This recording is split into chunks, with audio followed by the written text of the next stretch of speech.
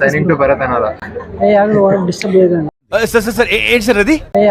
Disturb చేయదండి. Bro can you please explain? Bro ఇది వచ్చేసి ఎస్ఎంఎస్ కంట్రోల్డ్ యూజీవీ అంటారు. యూజీవీ అంటే అన్మాన్డ్ గైడెడ్ వెహికల్ అంటారు. సో ఇది వచ్చేసి మనం త్రూ మెసేజెస్ ద్వారా కంట్రోల్ చేయొచ్చు దీన్ని. సో ఇందులో వచ్చేసి 2 టెక్నాలజీస్ యూజ్ చేస్తాం. ఒకటి వచ్చేసి బ్లూటూత్, ఇంకోటి జిఎస్ఎం మాడ్యూల్. సో బ్లూటూత్ వచ్చేసి ఫర్ షార్ట్ రేంజెస్ వరకు, విత్ ఇన్ బ్లూటూత్ రేంజ్ దాటిపోయిన తర్వాత జిఎస్ఎం మాడ్యూల్ యాక్టివేట్ అవుతుంది. సో దాని ద్వారా మనం మెసేజెస్తో కంట్రోల్ చేసుకోవచ్చు. సో మనం బ్లూటూత్ యూజ్ చేసి షార్ట్ రేంజ్ వరకు కంట్రోల్ చేయొచ్చు. జిఎస్ఎం మాడ్యూల్ యూజ్ చేసి లాంగ్ రేంజ్ వరకు కంట్రోల్. సో మెయిన్ దాని యూజెస్ ఏంటి దానివల్ల?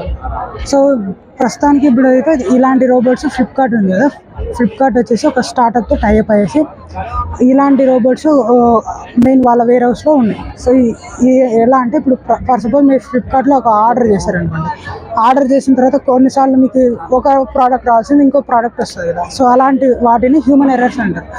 అలాంటి హ్యూమన్ ఎర్రర్స్ని తగ్గించడానికి ఇవి వాడతారు. యాక్చువల్లీ ఇంకో క్వశ్చన్ ఏంటంటే, యాక్చువల్లీ ఇప్పుడు మనకి వేరే కంట్రీస్లో ఆటోమేటిక్ రోబోట్స్ ఉన్నాయి కదా. అవును. సో ఇప్పుడు మనం మాన్యువల్ కంట్రోల్ కాకుండా ఆటోమేషన్ రోబోట్స్ కంట్రోల్ చేయొచ్చు కదా. దీనికంటే అదే అడ్వాంటేజ్ కదా. పరిపోయిందిగా ఇంకెలా తలెత్తుకుంటాం. ప్రస్తుతానికి మేము ప్రోటోటైప్ కింద మాన్యువల్గా కంట్రోల్ చేస్తాం. అక్కడైతే పిఎల్సి స్కాడా అనే సాఫ్ట్వేర్ ఉంటుంది, అంటే ప్రోగ్రామబుల్ లాజిక్ కంట్రోలర్ అంటారు. సో అది ఎంత వెయిట్ వరకు కంట్రోల్ చేస్తుంది? ఇది ప్రస్తుతానికి 2 to 3 kgs వరకు స్మాల్ ప్రోటోటైప్. సో ఒక డెలివరీ లాగా మనం దాన్ని యూజ్ చేసుకో, డెలివరీ వెహికల్ లాగా యూజ్ చేసుకోవచ్చు. ఏంటి బ్రో అంత మాట? డెలివరీ వెహికల్ అని కాదు, అంటే ఒక ప్రోడక్ట్ ఉంది కదా, ఇప్పుడు ప్యాకింగ్ అలాంటి చోట్లకి ట్రాన్స్ఫర్ చేయడానికి వాడచ్చు without interrupting the product. Nice.